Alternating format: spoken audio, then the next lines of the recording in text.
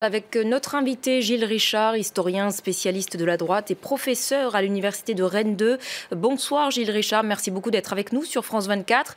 Alors Bonsoir on madame. l'a vu ces derniers jours, de nombreuses personnalités LR, après avoir pris leur distance donc ces derniers jours, parfois de manière très sonore, aujourd'hui reviennent vers François Fillon et l'assurent de leur soutien. Est-ce que cette unité de circonstances arrivera à convaincre les électeurs ?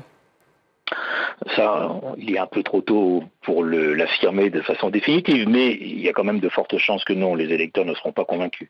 En tout cas, ce qui est clair, c'est que la situation a complètement changé, le rapport des forces internes a changé. À l'issue de la primaire, François Fillon était le premier, et on peut dire que désormais, c'est Nicolas Sarkozy qui pilote.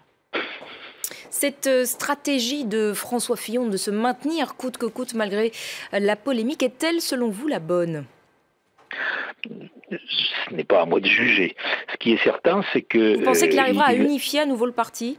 Non, ça je ne pense pas. Je pense que c'est extrêmement compromis. En revanche, derrière toute cette affaire, les sarkozystes ont été à la manœuvre et on voit bien qu'ils ont réussi à marginaliser définitivement Alain Juppé et à mettre François Fillon sous contrôle en lui imposant ce ticket Fillon-Barouin comme futur Premier ministre.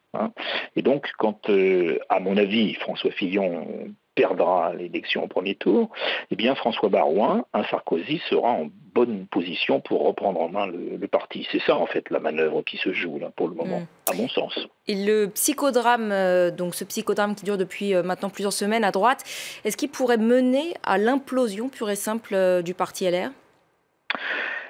C'est une probabilité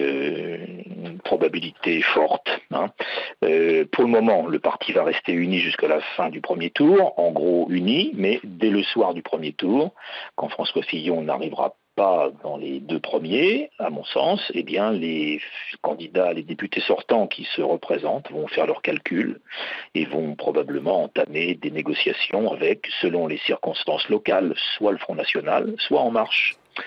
Et le parti LR sera dans ces conditions, à ce moment-là, en grande difficulté. Voilà. Merci beaucoup Gilles Richard pour votre éclairage ce soir. Et c'est l'heure à présent du journal.